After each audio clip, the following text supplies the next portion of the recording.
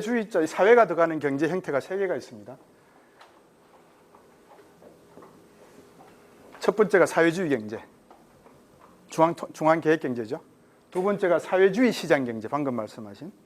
그 다음에 또 하나가 뭘까요? 사회적 경제가 있습니다. 사회주의 경제는 옛날에 구소련이라든지 중공의 경제, 북한의 경제가 사회주의 경제입니다. 과거에 사회주의 시장 경제는 방금 말씀하신 중국과 같이 듀얼리즘입니다. 이중구조입니다. 의사결정 과정이나 분배 시스템에 정부의 입김이 강하게 들어가는 경제. 하지만 기본적인 시장 활동만큼은 보장해 주는 것처럼 보이는 경제, 사회주의 시장 경제. 사회적 경제는 뭔지 아시겠습니까 혹시? 이게 독일 경제입니다. 독일 경제를 사회적 경제라고 합니다. 여기서 말하는 소셜이라고 하는 개념은 여기서 말하는 소셜리즘하고 틀립니다. 여러분, 칼 마르크스의 5단계 국가 발전 단계에서 원시사회, 노예, 봉건, 자본, 민주주의, 그 다음에 뭐죠? 자, 사회하고 공산주의 중에 어느 게 먼저입니까?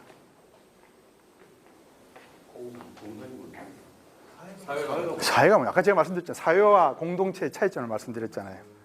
사회주의입니다. 사회주의가 먼저고 최종적으로 만들어지는 게 공산주의입니다. 이게 칼 마르크스의 국가 발전 5단계입니다.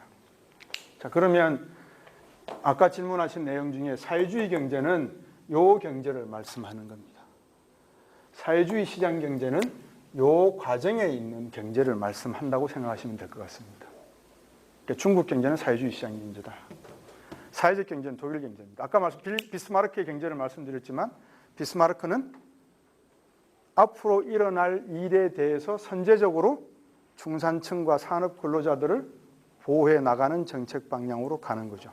그래서 독일의 정치 시스템을 가만히 보시면 대통령제가 아니고 의원 내각제이면서 다당제 형태로 여러 사람들의 이해관계를 반영하도록 되어 있지 않습니까? 그럼 그거를 역사를 제대로 아시려면 아까 말씀드렸던 1463년 콘스탄티노플부터 시작해서 1600년대의 베스트팔렌 조약까지 끌고 올라가시고 여기 중간에 30년 전쟁, 유럽의 30년 전쟁 역사를 보셔야 돼요. 이게 처음 국가주의가 나온 조약이거든요. 베스트팔렌 조약이 1600, 요즘 뭐 잊어버리기 잘 모르겠습니다. 죄송합니다.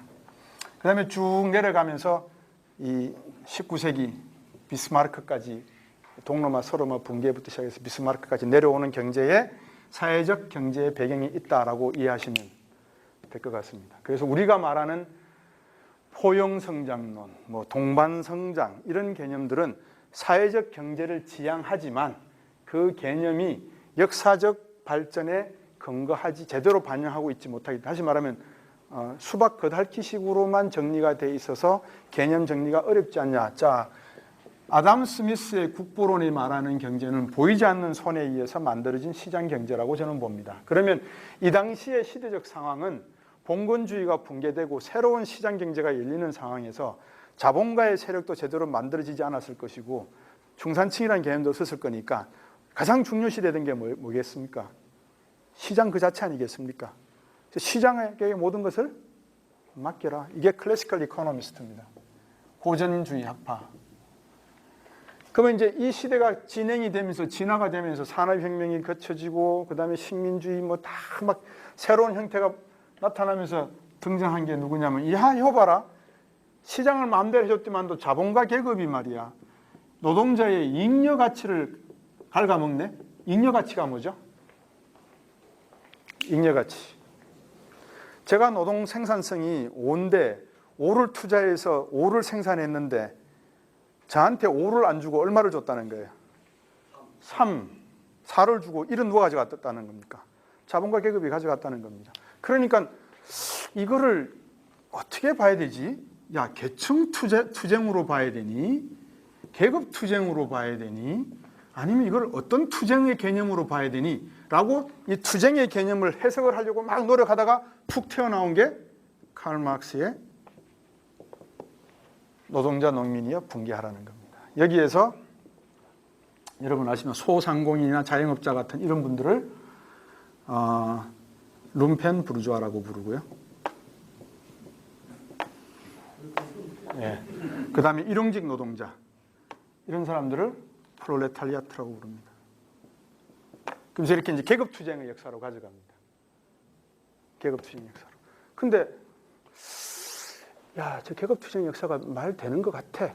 라고 해서 이제 막 분파가 1917년부터 이제 가다가 이거 해석을 대공황이 29년에 탁 터지니까 이제 이거를 자본주의가 끝났나? 라고 했을 때 새로운 경제학자가 나타나서 이걸 자본주의적, 기득권적으로 해석을 해내죠. 누구죠? 케인즈. 존 메이너드 케인즈가 나와서 케인즈 학파를 만들어냅니다. 그래서 경제사를 간단히 정리하면 뭐 오스트리아 학파, 뭐 수많은 학파들이 나오는데 막스 베버를 비롯해서 수많은 학자들 나오는데 간단하게 정리해드리면 아담 스미스, 칼 막스, 존 메이너드 케인즈입니다. 그럼 지금은 뭐지? 이게 이제 퀘스천입니다. 왜? 양극화 현상이 갈수록 심각해질 수밖에 없는 상황에 가기 때문에. 그러면 자본주의 시장경제 체제의 위기인가? 그 질문이 나오기 시작을 하는 거예요. 그것이 아까 제가 말씀드렸던 미국과 중국 간의 갈등 속에 사실은 숨어있는 본질적 가치입니다. 왜? 이것을 제대로 해석해내지 못하면 인간의 탐욕, 인간이 본능적으로 가지고 있는 탐욕을 제어하거나 충족시키지 못하면 레볼루션이 발생을 하거든요.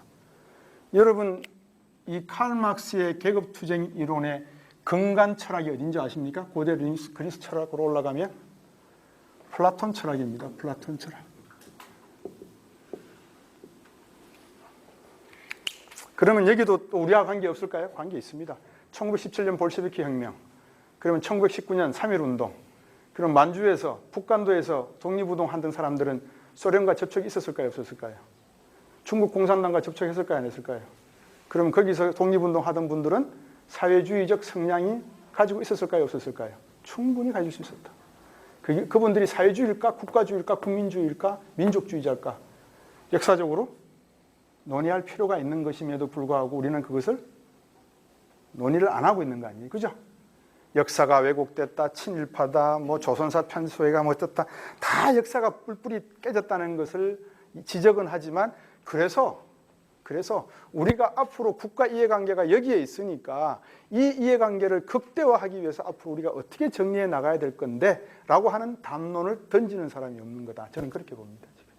아마 여러분들이 그것을 갈망해 하지 않나 싶습니다. 그래서 사회주의 경제에 대한 내용은 뭐 이렇게 예.